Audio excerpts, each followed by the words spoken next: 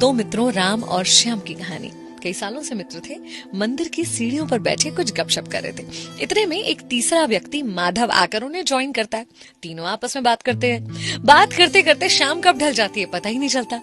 इतने में माधव, जो तीसरा व्यक्ति आया था, कहता है मुझे भूख लग रही है। राम और श्याम ने कहा कि हाँ, भूख तो हमको भी लग रही है। तो राम ने कहा कि यार मेरे पास 3 रोटियां हैं। श्याम ने कहा मेरे पास 5 रोटियां हैं, चलो सब मिलकर खा लेते। लेकिन फिर सवाल आया कि 8 रोटियों को 3 लोगों में कैसे बांटा जाएगा। तो राम ने एक सलाह दी। राम ने कहा कि ऐसा करते हैं कि सारी रोटियों के 3-3 टुकड़े कर लेते हैं। ऐसे में 8 रोटियों के हो जाएंगे 24 टुकड़े और 24 टुकड़ों को 8-8 टुकड़ों के हिसाब से तीनों में आसानी से बांट सकेंगे। सबको राम की सलाह बहुत पसंद आई और ऐसा ही किया गया। और उसके बाद मंदिर की सीढ़ियों पर ही वो तीनों सो गए। जब सुबह हुई, माधव उनसे अलविदा करके जाने लगा तो माधव ने शुक्रिया करते हुए कहा कि तुम दोनों ने मिलकर मुझे 8 टुकड़े रोटी के खाने को दिए, जिससे मेरी भूख मिट पाई। उसके बदले में ये 8 सोने की गिन्नियां मैं तुम लोगों को देना चाहता हूँ। दोनों बहुत खुश हुए। 8 गिन्नियां ले ली। राम ने कहा चलो दोनों 4-4 बांट लेते। लेकिन श्याम ने कहा नहीं, ऐसे कैसे होगा। मेरी 5 रोटियां थी और तुम्हारी 3 थी, तो मुझे 5 मिलनी चाहिए और तुम्हें 3 गिन्नियां मिलनी चाहिए। अब दोनों के बीच में बहस शुरू हो गई। बहस बढ़ गई तो मंदिर के पुजारी के पास पहुंचे कि आप न्याय करके बताइए कि किसे कितनी गिन्नियां मिलनी चाहिए। अब यूं तो मन में पुजारी को श्याम की बात ठीक लग रही थी, 5 और 3 गिन्नी वाली, लेकिन फिर भी थोड़ा सा कंफ्यूज था पुजारी। इसलिए उन्होंने कहा कि एक काम करो, ये गिन्नियां मेरे पास छोड़ जाओ और कल सुबह आना, कल सुबह इसका हल निकालेंगे हम। इसी चिंता में जब पुजारी रात को सोया तो उसके सपने में भगवान आए।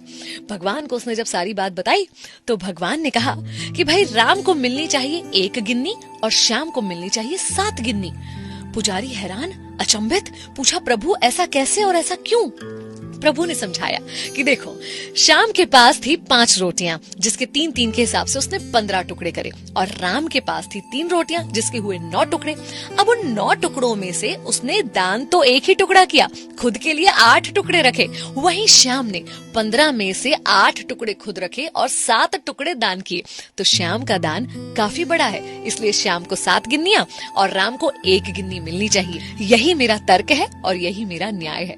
पुजारी धन्य हो गया प्रभु की इस बात को सुनकर, और उसने सोचा कि मैं इस न्याय के बारे में शायद कभी सोच ही नहीं सकता था। और इसी न्याय के हिसाब से पुजारी ने दोनों में गिन्नियां बांटी भी। कई बार हम और आप अपने त्यागों का बड़ा बड़ा गुणगान करते हैं कि हमने ये किया वो किया, लेकिन बदले में हमें इतना कम क्यों मिला, या ईश्वर ने हमारे साथ शायद न्याय नहीं किया।